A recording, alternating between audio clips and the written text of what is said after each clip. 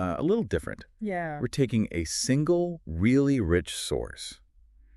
It's a personal reflection on career and drive and aging.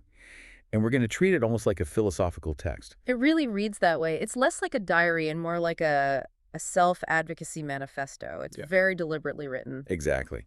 So our mission for this deep dive is to pull out the actionable insights from this philosophy because it completely redefines identity. It does. We're talking about moving past the idea of identity as some static, fixed thing, Right.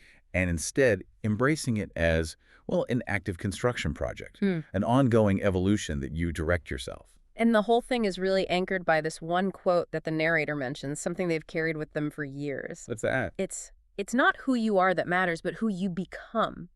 And that's not just, a motivational slogan. It's a real conceptual dividing line. Dividing line. Okay, explain that. Why is seeing identity as static So so limiting? Well, because if you see yourself as a finished building, you're implying completion. You're done. You've peaked. And all that's left is maintenance. Right, maintenance, maybe some minor renovations, but no big structural changes. Right. Your whole identity is tied to your current status, which makes you incredibly vulnerable. Vulnerable how? Because if you hit a rough patch, if the market shifts, or you fail at something. Then the foundation of who you are feels like it's just collapsing. Exactly. But if you view identity as a construction site, you're always under development. I like that metaphor. Yeah, you have your foundations, your core values, but there's always more to build. The stability and the joy, really, it comes from the doing, from the process of building. Okay, so let's unpack that core idea, this thesis of becoming. The narrator talks about this drive they've had since they were a kid to, forge their own path. Right. And they say that in their 30s, that thread hasn't snapped, it's just tightened. That's such a brilliant way to put it. Tightened. It visualizes that sustained effort over time. It's not a sudden change, that's a pivot. This is an evolution. It implies decades of consistent tension. Exactly. Intentionality, resilience. The commitment is to the tightening itself, I think that's so valuable for anyone listening, especially if you see yourself as a learner, someone who's always trying to catch up on a complex field. Oh, absolutely. Because that chase can feel paralyzing. You feel like the goal has to be immediate expertise. That's it. That's the trap. That pressure to be an expert right now is the #1 driver of burnout and information overload. This philosophy, this construction site idea, it's the antidote. So how does it help, practically? If you accept your construction site, you get that you're just laying bricks, one at a time. The goal isn't the finished skyscraper today. The goal is just to keep building. Purposeful movement. And it completely reframes failure. A mistake isn't proof you're a bad builder. It's just a necessary demolition. Exactly. It lets you build better supports tomorrow. You stop chasing mastery as a destination, and instead, you focus on mastering the process. So it shifts the focus from the certificate or the job title. Right, to the learning itself. And Yeah. honestly, in a world that is always changing, a fixed identity is a huge liability. The most resilient structure isn't the finished one. It's the one designed to adapt. Okay, but here's the question then. If you're constantly under construction, if nothing is permanent, where did the stability come from? That's the critical question. What keeps the whole site from just collapsing into chaos? And the source gets to that. It talks about the concept of the anchor. But before we get there, we really need to talk about what's powering the construction in the first place. The fuel. The fuel. Because the narrator had this huge revelation about their own drive. And this is where the honesty of the source, for me, really hits home. The narrator had a lot of career success, especially early on, but they had to reckon with where that ambition came from. And they realized a huge chunk of it was fueled by a trauma response. This is such a critical distinction. For anyone who considers themselves a high performer, you have to look at this. We celebrate intense drive, but we rarely ask where it comes from. And the source defines that trauma-fueled drive as a relentless need to excel because staying still felt dangerous. That phrase, staying still felt dangerous, that changes everything, doesn't it? It does. It means the ambition wasn't about the joy of building something great. It was about the panic of avoiding failure. It's a survival mechanism. It's just wearing the costume of career drive. Think about it like this. You aren't driving toward a beautiful destination you chose. You're just driving away from something terrifying in the rearview mirror. Right. And that speed looks impressive from the outside, but it's rooted in panic. It can get you to some amazing places, performance-wise, but it also comes with this profound lack of satisfaction. You can't rest. And I can just imagine the emotional cost. You get the success you thought you wanted, but the engine was fear, so you can't actually enjoy it. You're just immediately looking for the next threat to run from. That's it, exactly. The success is just a moment of safety before the cycle starts again. And this brings us to the core challenge the narrator posed for themselves, and really for anyone listening. Which is? If ambition starts as a survival tactic, how do you shift gears? How do you move past that so that growth shouldn't just be a survival tactic? That sounds incredibly difficult. I mean, you're essentially asking someone to change the engine of a perfectly good car. While it's still driving, yeah. A high-speed car at that. So what does that transition even look like? It starts with replacing reaction with reflection. You have to acknowledge the fuel source first, and then you have to consciously, deliberately unhook the feeling of danger from the feeling of stasis. You have to prove to yourself that it's safe to stop and breathe. Exactly. The new motivation has to be intrinsic. It has to come from curiosity.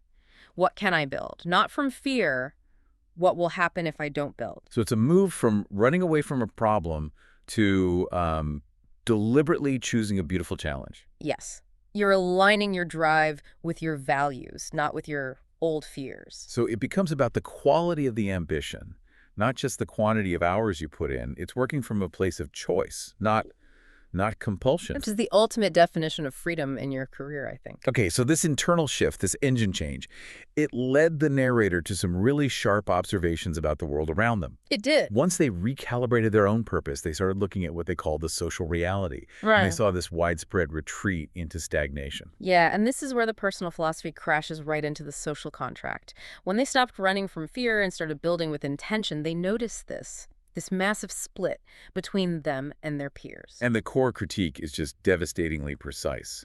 The source says, a lot of people want the trophy without the training. That just captures it perfectly, doesn't it? This modern impatience with the grind. And it goes further. They want the respect without the self-advocacy, which implies people are just waiting for validation to be handed to them. Passively delivered, yeah.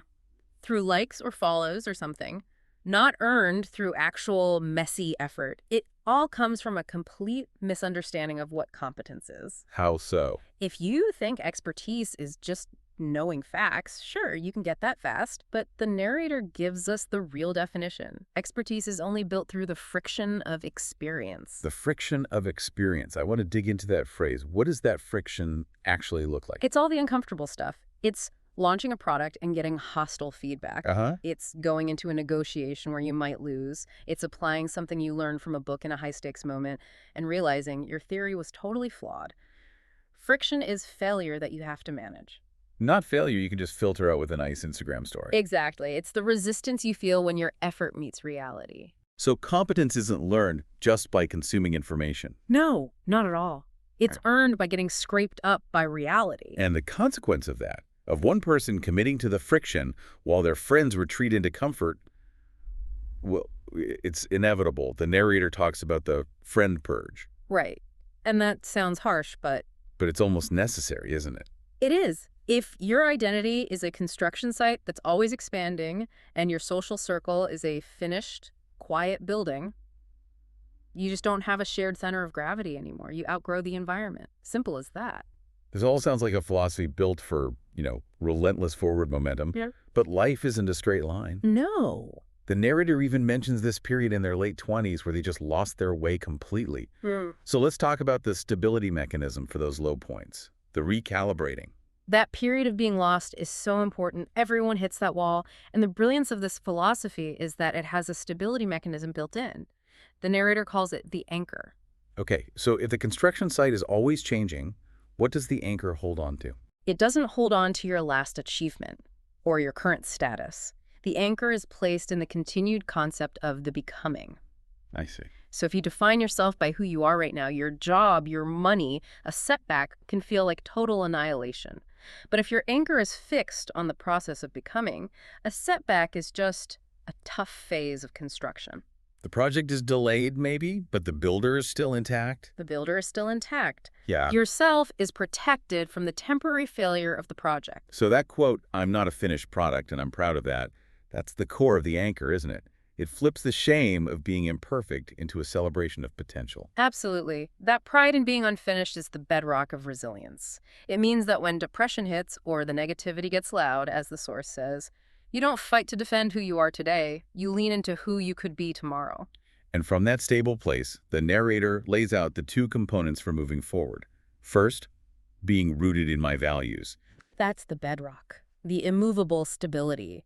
Your values dictate what you build, so you always know your coordinates, ethically and conceptually. And second, defining ambition as the only thing setting the ceiling on who I'll be tomorrow. And that's the lift. The values are the roots that hold you in the storm, and ambition is the blueprint that makes sure you keep building upward. The ceiling is flexible. It's only limited by your willingness to expand your vision. That's such a powerful combination. It really makes you think. When you feel stuck, what are you lacking? Is it the roots or is it the ambition? Is the problem that you don't know your values, or that you're afraid to commit to the friction of building a higher ceiling? You need both, the anchor and the ceiling. Exactly. So if we were to wrap this all up, what's the core wisdom here? I think it's about 3 integrated ideas, really. First, that true expertise requires friction. You have to seek out that real-world resistance. Okay. Second, your motivation has to shift from that trauma response, running from fear to a conscious, values-driven ambition. Running towards something. Precisely. And third, and this is the big one, you have to embrace that your identity isn't a fixed state. It's an ongoing, complex, and unfinished construction project. And that's not just some passive idea. It's an invigorating call to action. The narrator ends with a challenge, aimed straight at you, the listener, that just sums it all up. What's that? It's not about who you are today. It's about who you are becoming. And, that leaves us with a provocative thought to sit with. If your values provide the roots and your ambition sets the ceiling, we challenge you to define the next piece of necessary friction. So what specific action? Yeah, what's the next brick you can lay? The next difficult conversation you can have? The next managed failure you can walk into? What can you commit to today that will demonstrably start to raise the height of your ceiling tomorrow? Are you ready to pick up the tools and start building?